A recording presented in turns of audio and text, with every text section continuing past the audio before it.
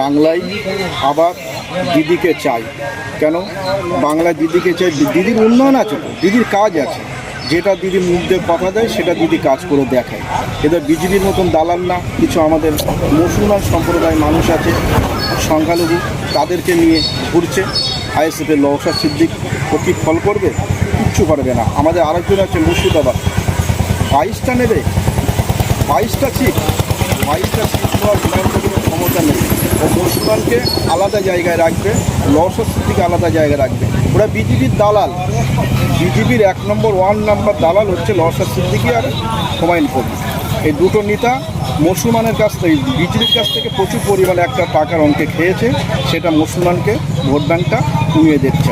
কারণ মুসলমানকে এই রাস্তা না দেখালে মুসলমানের ভোটগুলো কাটবে না, আর মুসলমানের এই জন্য মুসলমানের ভোটটা কমে যাবে।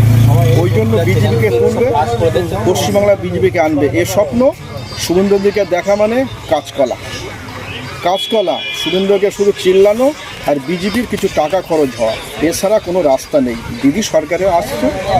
এটা আমরা চাই। মুসলমান সব ভেঙে পড়েনি আইএসএফে আর হুমায়ুন কবিরের পিছনে। এটা মুসলমান দিদির পিছনে আছে, দিদির পিছনেই থাকবে।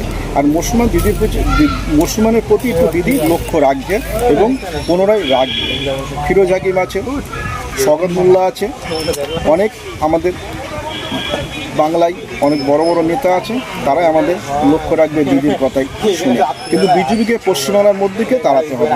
কেন বিজেপি আসলে আমাদের মুসলমান হিন্দুর মধ্যে লড়াই, গণ্ডগোল, অশান্তি, দাঙ্গা সবসময় জন্য লেগে থাকবে। এতে আমাদের কোনো লাভ হবে না, আমাদের লস ছাড়া। আর দিদিকে রাখলে আমাদের নিরাপত্তা থাকবে। সমস্ত জায়গায় দিদিকে রাখলে আমাদের নিরাপত্তা, কোনো মারামারি, গণ্ডগোল, অশান্তি কোনো কিছু আমাদের থাকবে না।